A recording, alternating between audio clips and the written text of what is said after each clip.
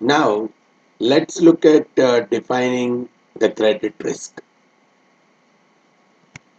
So, here I'm more interested in looking at some of the key terms that go with the credit risk. What is credit? It's an economic obligation to an outsider. So, I am liable to pay something to an outsider who does not own the equity in the firm. So I have taken the money from someone outside of the firm and I am liable to pay to that particular entity. And that is what is called as credit. And as a lender, if I have given some funding to, to an outsider, and the risk of economic loss that is coming from the default, that particular party not repaying the stuff, or changes in the rating, so that particular party's credit rating is changed, or any other credit event. So the possibility that a lender might get into a loss because of the counterparty defaulting or because of the changes in the rating of that particular counterparty or any other credit event is what we are calling as credit risk. And traditionally, when you look at different kinds of securities where credit risk is possible, we are talking about four broad categories. One, the corporate debt securities.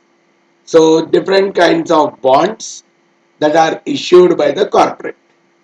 So here it could be the fixed rate bonds or floating rate bonds which are issued by the different corporates for raising capital. Those are one of the major sources of credit risk. And similarly, the bank loans. Bank giving loans to different individuals and corporate.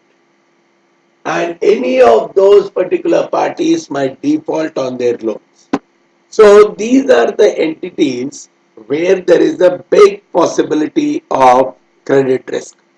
The lender might not get his money back, right? So this is one major type, or probably traditionally speaking, if I look at these four, theoretically the question of full default can occur with this kind of securities only.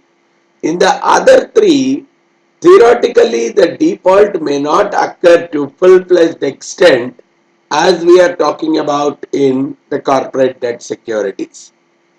Because look at the other one.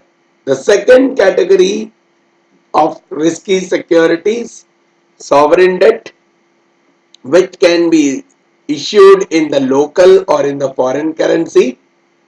And this is the borrowing that is generally done by the government. So it could be either by the central government, state government, or any kind of municipal bond. Traditionally speaking, they are much less riskier, close to zero kind of a risk when I compare them with the corporate debt securities. Then we have the third kind of securities where the credit risk is possible are the credit derivatives. Credit derivatives are those kind of derivative contracts whose payoffs are purely based on the payoffs of the credit risky securities. So we'll talk about them more in detail later, but probably something like a credit default swap is one of the biggest and highly popular credit derivative. It is that particular derivative contract whose payoff is purely based on the bonds that are being issued by the company. So basically it is like this. If I have to give you a quick overview, let's say A is a company which has issued a corporate bond, right? A is the issuer, B is the buyer of this particular corporate bond. And now B is exposed to credit risk that A will default. Now, because of this reason, B is buying a protection from C against the risk of default of A. B is buying the protection from C and C is giving the protection to B. So the payoff, how much should B pay to C to get the protection against the default of A completely is based on the possibility of default of A. So that is the reason we are saying these are the contracts whose payoffs are purely based on the payoffs of the underlying credit risky securities. So here also there is a possibility that C itself can default, which has happened in our real world examples. C, which is supposed to offer protection to B, C itself is defaulting, is what is the case of credit derivatives, credit risk present in the credit derivatives, which are actually doing the protection against the credit risk of some other entities.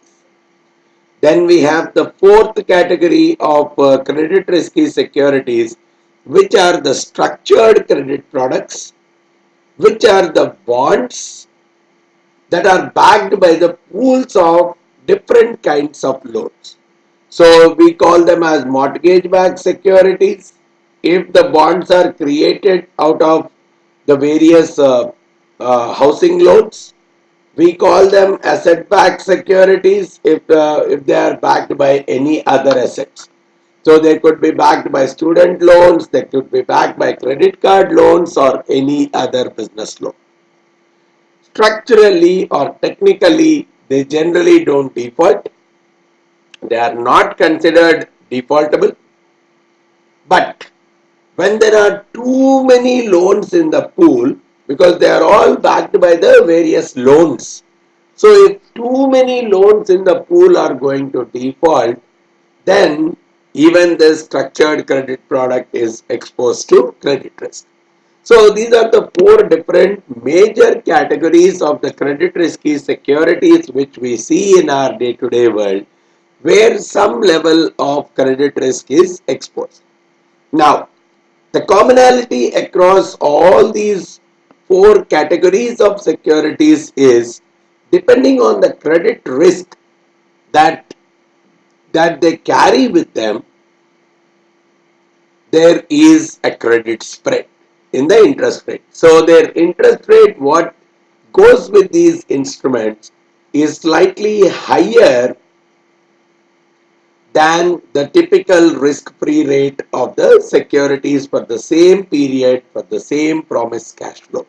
So that additional spread is what is purely because of the credit risk that they are carrying with them, right? So a basic understanding of credit and credit risk is very much required from this particular standpoint.